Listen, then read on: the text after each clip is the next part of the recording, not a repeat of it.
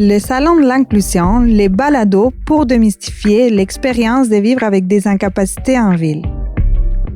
Des adolescents ayant des incapacités ont identifié de nombreux obstacles récurrents dans les centres commerciaux, comme la zone d'entrée, les portes des commerces et la navigation, entre autres. Une étude en 2017 a mis en évidence l'importance de la formation des employés pour améliorer l'expérience des personnes en situation de handicap.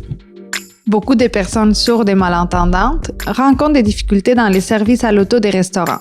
Des barrières comme l'absence de signalisation et d'information doublent le temps moyen pour passer une commande. Dans les commerces et restaurants, l'utilisation de caisses et terminaux libre-service représente une barrière importante pour les personnes ayant des incapacités. Que ce soit la hauteur, les éléments visuels, le son, plusieurs enjeux persistent et ce, peu importe l'incapacité. Et finalement, aux États-Unis, 70% des personnes ayant des incapacités ont besoin d'assistance pour mettre de l'essence dans leur véhicule. 72% de ces personnes ont également qualifié l'accessibilité des infrastructures comme étant inaccessible. Bonjour, bienvenue au Salon de l'inclusion. Aujourd'hui, on est avec François, Geneviève et Chantal pour parler de l'accessibilité au commerce. Donc, je vous laisserai vous présenter à votre tour.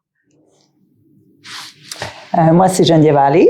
Je suis paraplégique depuis un accident de planche à neige en 2001.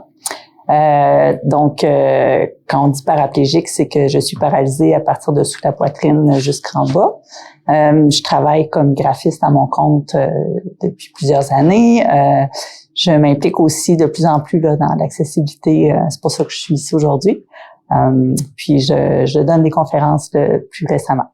Bon, je vais y aller. C'est à mon tour. Alors, moi, je me présente François Gosselin, j'ai 32 ans et j'ai un trouble développemental du langage qu'on appelait avant la dysphasie ou le trouble primaire du langage. Donc, le TDL, pour faire ce cours, c'est le trouble neurodéveloppemental le plus fréquent. Si on pense à l'autisme, TDAH, dyslexie, c'est le TDL qui ressort le plus. Et la façon que je l'explique simplement, c'est un trouble de naissance qui a des répercussions toute notre vie, on a de la difficulté pour s'exprimer, comprendre, lire, écrire, réfléchir, mémoriser, etc. Et ces éléments-là ont des répercussions au niveau relationnel, scolaire, relationnel et professionnel. Donc ça, c'est un peu le TDL en gros. Et ça fait 12 ans que j'œuvre dans ce trouble-là. Voilà. Okay, merci. Oui, bonjour, je m'appelle Chantal. J'ai fait un AVC deux AVC en 2017. Puis depuis ce temps-là, j'ai fait de l'aphasie.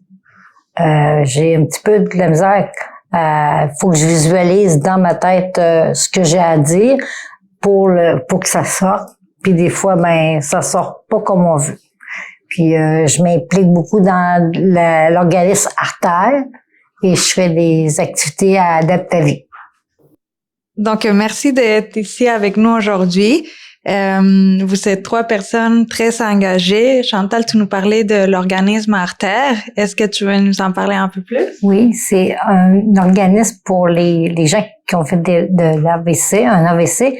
Puis c'est très intéressant quand on a plusieurs ateliers comme la peinture, on a aussi le théâtre, on a des cours d'anglais et plein de choses, des activités le jeudi qui vraiment là c'est très intéressant.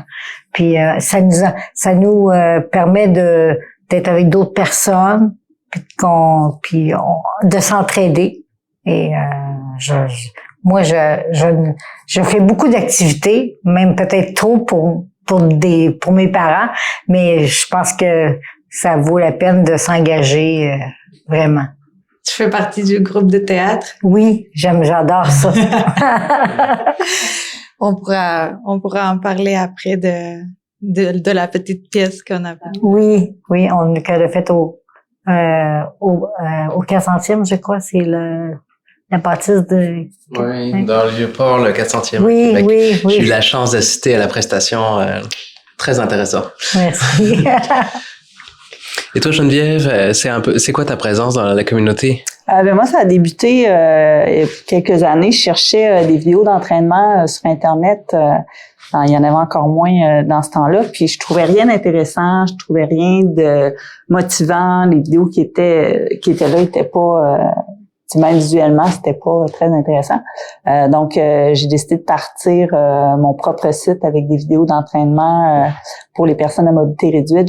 J'ai trouvé une kinésiologue qui a été prête à s'impliquer avec moi pour s'assurer qu'on fasse des exercices bien adapté, puis pour pas que les gens se blessent.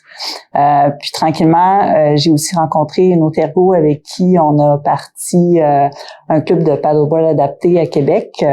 Puis on a eu un autre deux kin puis une ergo en fait avec qui j'ai parti ça. Puis ça permet à des gens avec des limitations là, d'aller sur l'eau une fois par semaine avec le club. Puis aujourd'hui, c'est Adaptavie qui a repris ce projet-là. Donc, si jamais il y a des gens qui sont intéressés à aller faire du paddleboard adapté, s'informer auprès d'Adaptavie. On peut trouver l'information, entre autres, sur le site du CIRIS. Et toi, François? Oui, moi, je suis impliqué depuis à peu près 13 ans. Avec le temps, je me suis impliqué avec le groupe Parlons Dysphasie, qui est l'ancienne appellation, le mouvement mondial qui est RADLD, donc la Journée mondiale d'éveil au TDL, son équivalent en français. Puis aussi, j'ai créé propre entreprise au nom de François et son TDL.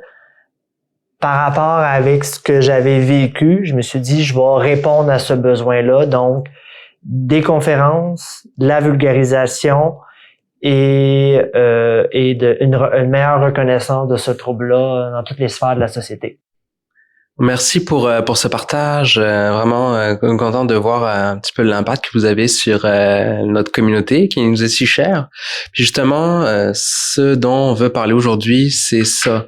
Comment cette communauté s'adapte.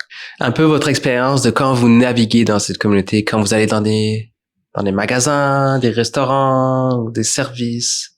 Comment est-ce que les gens vous reçoivent? On veut en entendre un peu plus sur votre expérience. Oui, bien sûr. Lorsque je vais au service à l'auto, dans un restaurant qui moi, c'est plus facile d'aller dans le service à l'auto que de rentrer dans le magasin, que je vais au service à l'auto. Puis j'arrive au service à l'auto, puis il y avait quelques voitures en arrière. Puis là, moi, ça me stresse énormément. Puis la personne, elle me répond, elle dit oui, elle dit, puis bête, façon de parler là, vite, parce que moi, je suis plus ralentie. Elle dit, oh, elle dit, qu'est-ce que je peux vous servir, madame? Là, je dis, là, je veux un café. Et là, moi, je suis pas assez vite que la madame a dit, un café? Ben, c'est bon avancé. Non, je veux un café glacé. Et la madame, elle comprenait pas. Elle dit, un grand, un petit. Là, moi, encore le stress avant est encore plus élevé que là, je dis, un café glacé, puis là, elle finit par me répondre. Mais là, moi, je suis stressée qu'elle dit, passez à l'autre fenêtre. Puis là, le monsieur me donne un café glacé. Puis là, il dit, avancez. Là, je me stresse encore plus parce que là, la personne arrive, elle dit, vite. Puis là, il y a plein de voitures en arrière, ça klaxonne. Puis là, je suis toute stressée. C'est des événements comme ça qui fait que ça me stresse, puis que j'ai trouve difficile. Parce qu'en plus, j'ai la misère des fois à parler, puis à répondre sur le coup. Puis est-ce que ça t'arrive que t'as pas exactement ce que tu voulais? Ben oui, parce que je souvent, des fois, j'ai même pas le bon café que j'ai demandé. Que là, c'est comme ça. Les gens sont plus vite que moi. Puis, mais il faut que je m'adapte. Mais il y a des solutions à ça, là. À ce sujet, on a discuté avec Laura Moneta, qui est professeure à l'École de réadaptation de l'Université Laval. Elle est orthophoniste de formation et ses principaux travaux de recherche portent sur les interventions des troubles acquis du langage chez les adultes, ainsi que sur l'intégration et la participation sociale des personnes avec un handicap communicationnel. Dr Moneta nous a parlé, entre autres, de l'importance de sensibiliser les employés des commerces et d'autres établissements. Toute personne travaillant en service à la clientèle devrait pouvoir faire une formation qui les sensibilise. Parce que, je ne sais pas si je l'ai mentionné tantôt, mais ce qui fait vraiment la différence, c'est la formation du personnel. Ce qui va mettre de l'avant une meilleure accessibilité, c'est quand les personnes sont simplement sensibilisées. Des fois, même pas qu'ils connaissent la stratégie utilisée. Simplement être sensibilisé, être informé, pouvoir prendre le temps et dire « Ah, OK, ici, il se passe quelque chose » et donc ne pas porter de préjugés et ne pas traiter la personne en l'infantilisant ou ne pas traiter la personne comme si elle ne comprenait rien. Des fois, les personnes disent, quand ils ont difficulté à communiquer, ils disent « Les gens avec qui on parle pensent qu'on a pris trop d'alcool. » Puis donc, ils ne veulent pas nous traiter. Donc, c'est simplement être au courant et savoir que ça existe. Bien, je suis sûre que ça va venir mettre en place les choses différemment. Donc, je pense que tout ce qui est l'information et la sensibilisation, c'est vraiment la première étape. Est-ce que cette espèce d'empressement, c'est quelque chose que vous rencontrez dans beaucoup de commerces à Québec? Beaucoup. Oui, énormément. Bon, on s'adapte. Tu sais, chaque situation est différente. Puis, mais moi, c'est plus que quand la situation se présente, moi, je communique ce que je suis. Je vais dire, excusez, mais je suis aphasique et je suis pas vite. Est-ce que c'est possible de me parler plus doucement et plus tranquillement? Puis là, la situation est plus facile, est moins tendue, est moins stressante. Puis ça va bien après. Les gens s'adaptent quand tu nommes. Oui. Des fois, ils sont pas au courant c'est quoi l'aphasie, mais juste de dire que j'ai un problème, mais les gens sont plus gentils, sont plus courtois, sont moins stressés. Même à la longue, ils connaissent mon nom, puis ils disent « Ah, bonjour Chantal ». Ils voient la voiture arriver, puis ils disent « Bon, je vais faire la même chose que d'habitude ». C'est vraiment bien quand on explique la situation. C'est un peu cette situation-là que vous racontez avec la pièce de théâtre avec Arthur. Oui, c'est très drôle. À voir. C'est à voir. Donc, si on continue, Geneviève, veux-tu nous partager une petite anecdote? Oui, en fait, un challenge qu'on vit beaucoup les gens qui se déplacent en fauteuil roulant, c'est l'accès des stationnements dans les commerces. Puis moi, j'ai pris l'habitude souvent de regarder sur Google avant d'aller à quelque part pour voir les stationnements d'handicapés sont où, ou s'il y en a pas, où est-ce que je peux me stationner. Puis à un moment donné, j'avais un rendez-vous avec quelqu'un dans le lobby d'un hôtel, puis là, sur Google, je voyais pas aucun stationnement adapté, puis je voyais pas trop où je pouvais me stationner, donc j'ai pris la peine d'appeler. Puis la dame au téléphone, la dame à l'hôtel, était comme pas vraiment capable de m'aider. Bon, je me suis dit, on y va, puis on s'organisera rendu là. Mais tu sais, ça crée un stress, surtout que c'est un endroit où je suis jamais allée. Mais là, quand tu dis qu'elle était pas capable de t'aider. En fait, c'est qu'elle savait, je lui demandais s'il y avait des parkings handicapés, puis elle savait même pas. Là, je suis comme, tu travailles là, tu devrais être au courant. Puis elle pouvait même pas vraiment me dire à quel endroit me stationner. C'est un manque de communication. Oui, puis un manque de connaissance des employés. Donc, je me rends sur place. Puis là, en arrivant, il y a 2 super parkings d'handicapés juste devant l'entrée. Genre, ils peuvent pas être mieux adaptés, mais sur Google, la façon que l'hôtel était fait, on les voyait pas. Fait que là, je me stationne. Tout va bien, finalement. Puis je me dis, dans le fond, il y a vraiment un gros manque de connaissances des employés sur l'accessibilité de leur propre lieu. Ça, c'est tellement une chose qu'on voit souvent. On va appeler dans les restaurants, demander si la toilette est adaptée. Souvent, ils savent pas quoi nous répondre.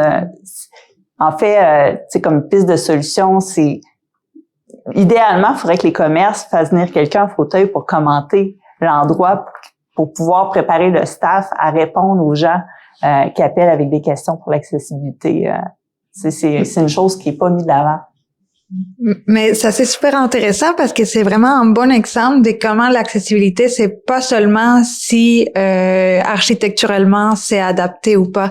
Parce que dans ces cas-ci, c'était accessible, mais c'est juste que la personne a pas su te répondre quand t'as posé la question. Exactement. C'est un peu comme si, peu importe à quel point on rend accessible une structure, si finalement il n'y a pas d'accès à l'information, si tu le sais pas d'avance, accessible, ben, tu viendras pas de toute façon. Exactement. Fait que le point de départ, c'est la communication. Puis même, je trouve que sur les sites Internet, quand on veut réserver à l'hôtel, au restaurant, il y a jamais l'information. Fait que là, il faut appeler. Puis là, t'appelles, la personne n'est pas au courant. Fait que c'est toujours un enjeu de savoir c'est quoi l'accessibilité de l'endroit. Il faut, je pense, que tu te présentes avant même pour aller voir qu'est-ce qu'il y en est de la situation, là. On dirait que ça vient à mon esprit. Est-ce que tu as l'impression que t'es plus, je sais pas si ça va être maladroit, comment ça va sortir, plus handicapé parce que tu prévois pas, tu sais, comme prévoir d'avance du fait que tu dis oui, je suis handicapé, mais d'éliminer en fin de compte tous les facteurs qui feront en sorte que ça amène moins de conséquences. En fait, je dirais, c'est pas vraiment de se sentir plus ou moins handicapé. C'est vraiment plus une question de gestion de stress. C'est vraiment plus un stress que je vais vivre. Puis aussi le fait souvent soit d'être seul ou d'être accompagné. Tu sais, je fais beaucoup d'activités ou de voyages avec mon conjoint. Ça change beaucoup la donne parce que c'est sûr que si je m'en vais dans l'inconnu seul, ça va être vraiment un plus gros stress que si je suis avec quelqu'un que je sais qu'il va pouvoir m'aider si la situation est plus complexe. Et toi, François? Disons que c'est pas dans le même vibe des situations d'accessibilité au commerce. Disons que pour commencer, comme prémisse, c'est le fait que les gens ont une perception de ce que c'est le langage et la communication, puis leur perception va le transposer sur moi. Alors, quand les gens m'entendent, ils se disent, ben non, ça paraît pas ton trouble du langage. Mais sauf qu'ils réalisent pas que j'ai tout mis des éléments compensatoires pour m'aider. Donc ça, c'est pour comprendre là, le fait que quand je vais à des endroits auprès d'instances ou tout ça, c'est toujours dans la subtilité, là. Est-ce que tu pourrais nous dire c'est quoi ces éléments compensatoires? Ben comme tantôt, Chantal, ce que tu me posais, j'ai vérifié ma compréhension pour dire ce que tu me dis, c'est que là, ta perception, c'est ça. Ou souvent, je vais dire, si j'ai bien compris, c'est ça, c'est 3 petits points. Alors ça, c'est un moyen que je me suis donné pour m'aider à avoir le moins d'impact possible. Parce que je suis toujours conscient que tous les éléments du langage sont impactés de manière variable. Est-ce que tu te prépares mentalement à toutes les interactions? Tout le temps. À tout instant, à tout moment, dans toutes les sphères de ma vie. C'est ça qui permet de réduire les conséquences. Parce que des fois, je suis arrivé un langage nouveau, un environnement, puis là, j'étais vraiment... Puis j'avais pas mis mes éléments compensatoires. Puis là, ça a été un dérapage. Tout s'entremêle en même temps. Là. Ouais. En fait, c'est un peu comme moi, quand tu vas quelque part, plus tu te prépares, tout le temps. Plus c'est facile. C'est ça. Ben, avec beaucoup de pratique, sauf que on le voit pas, mon handicap. Non, mais ça reste que quand même, tu te prépares.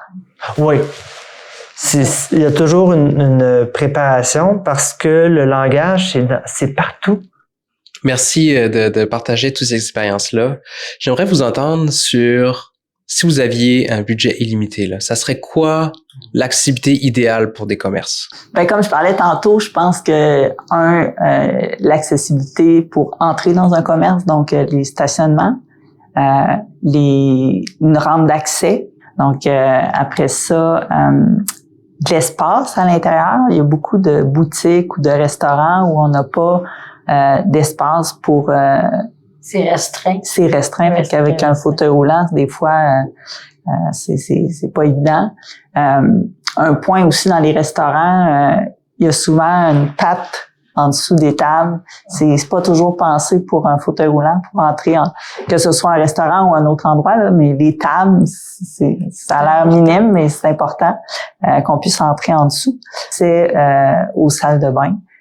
Qui est vraiment un enjeu important pour les personnes à mobilité réduite. Souvent, les portes vont être trop pesantes ou ils vont pas dans le bon sens. Les miroirs vont être trop hauts. L'accès au savon sera pas à portée de main. Une chose qu'on voit souvent, c'est des poubelles qu'on ouvre avec les pieds. Ça, c'est comme un running gag dans les toilettes pour personnes handicapées. Les toilettes qui sont utilisées pour stocker des affaires aussi. Ouais, j'ai déjà vu ça dans un restaurant que j'avais déjà été, puisque j'aimais que c'était accessible, puis d'y retourner, et que finalement, la salle de bain adaptée était devenue un espace de rangement, ce qui est un peu ordinaire. C'est comme si souvent, parce que quand je parle aussi l'attitude des gens qui travaillent là, c'est très important d'avoir une ouverture, d'être prêt à s'adapter autant que nous on peut s'adapter. Mais peut-être ce que je veux dire. Mais des fois ils se disent prêts, mais c'est à quel point ils sont prêts. Tu sais, je veux dire, il y a beaucoup de places où je vais, on est prêt à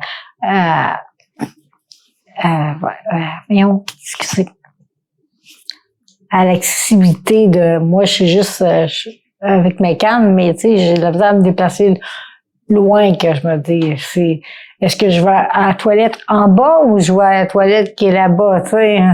Mais ils me disent tout là-bas, mais la toilette, justement, comme tu dis, Geneviève, est plus ou moins accessible, là. C'est pas évident. Comment on prépare les gens?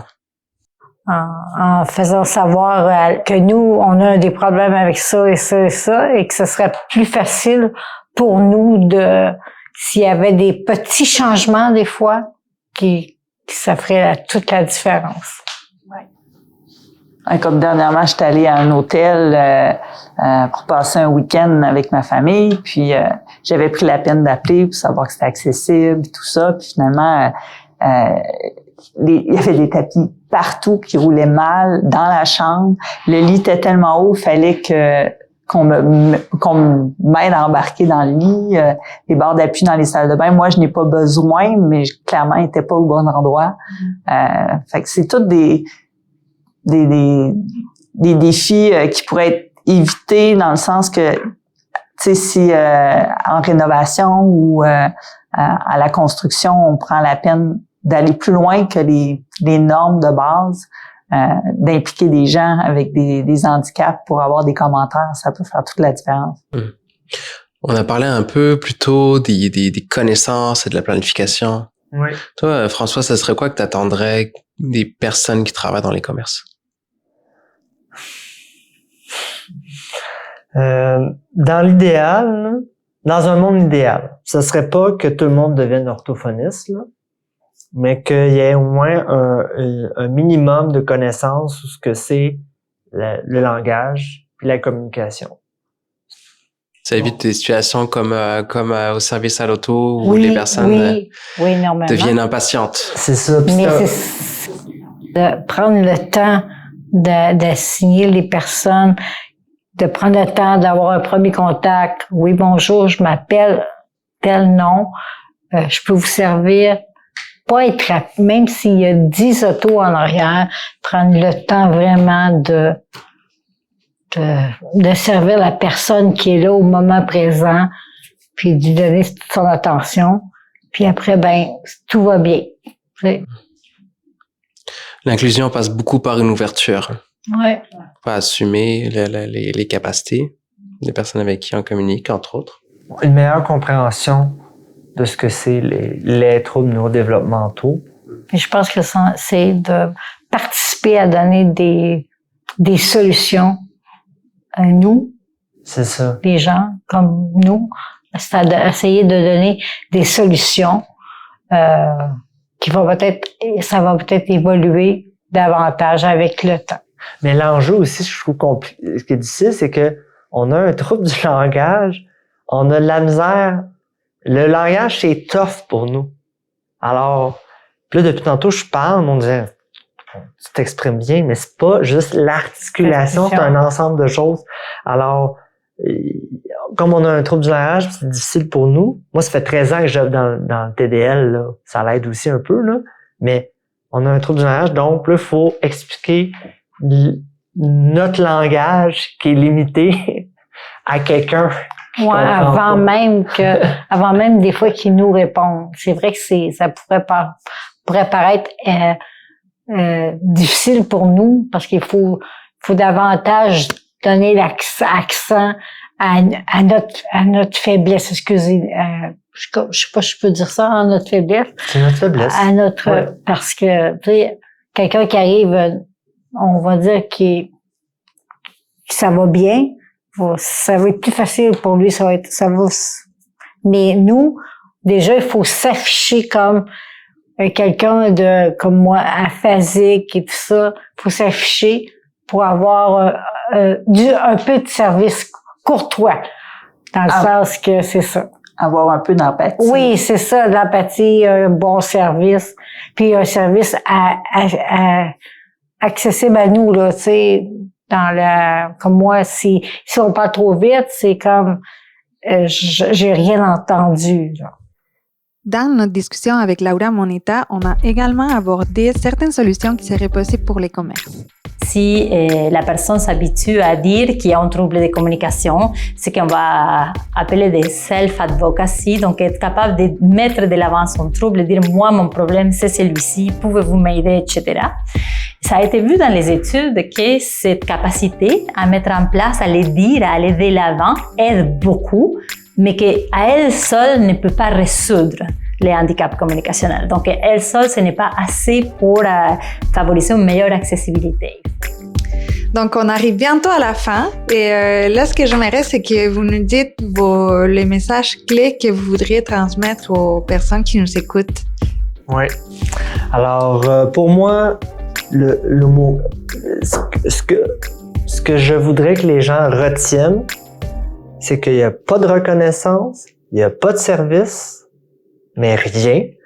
Et moi, je voudrais que les services d'orthophonie, ou j'aurais souhaité que les services d'orthophonie soient accessibles et je ne le paye pas de ma poche au privé, puis je paye des milliers de dollars pour rééduquer, puis que je sois autonome dans la société. Ça serait et ça fait en sorte que ça évite l'aide sociale, ça permet d'obtenir une diplomation, puis ça permet d'être autonome. Parce que le langage, c'est partout. Voilà. Pour moi, en fait, pour que ce soit vraiment... Attends, je cherche mes mots.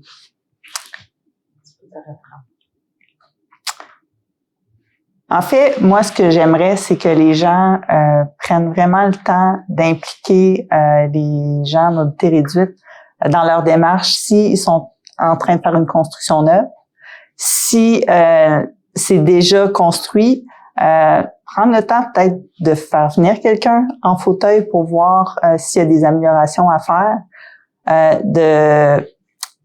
que les employés soient au courant de l'accessibilité ou non de la bâtisse. Parce qu'en fait, ce qui peut faire une grosse différence, c'est d'être capable d'avoir l'information sur l'accessibilité d'un endroit avant de s'y rendre. Comme une chose qui pourrait être facile à faire si de garder les employés informés, ce serait de mettre de l'information claire sur le site web. Ça, c'est quelque chose qui est pas si compliqué, mais qui pourrait faire une énorme différence. Une photo de la salle de bain, de l'entrée, juste de pouvoir visualiser comme une chambre d'hôtel. Souvent, on va mettre juste la photo de la chambre. C'est pas plus long de mettre une photo de la salle de bain. Alors, c'est ça, permettre l'accès à l'information sur l'accessibilité de l'endroit, ça ferait une grosse différence. Parfait. Merci, Geneviève. Et Chantal? Moi, j'aimerais ça que les gens, les personnes me considèrent comme un individu à part entière avec juste un problème de communication, d'aphasie dû à un AVC. Et j'aimerais ça aussi que chaque commerce peuvent prendre le temps de former leurs employés pour pouvoir mieux communiquer avec nous, que ce soit d'une façon ou d'une autre. Comme moi, c'est simplement l'aphasie, mais j'ai de la misère à comprendre. Puis eux, pourraient ce serait plus facile pour eux aussi de me comprendre par le fait même. Là. Accès aux services, puis ces accès aux services-là, ça serait vraiment dans l'interaction dans le quotidien, donc l'accessibilité, les commerces, les services publics. Ouais. Parfait. Merci, François. Donc, on s'est rendu à la fin de l'épisode. Super. Donc, je vous remercie beaucoup pour Merci. nous parler de vos expériences. Ça nous a fait plaisir. Et je vous dis à bientôt. Merci. À bientôt. On se revoit au prochain épisode. Ok, oui. Ce balado a été possible grâce au soutien des Fonds de recherche du Québec et de l'équipe PSVI.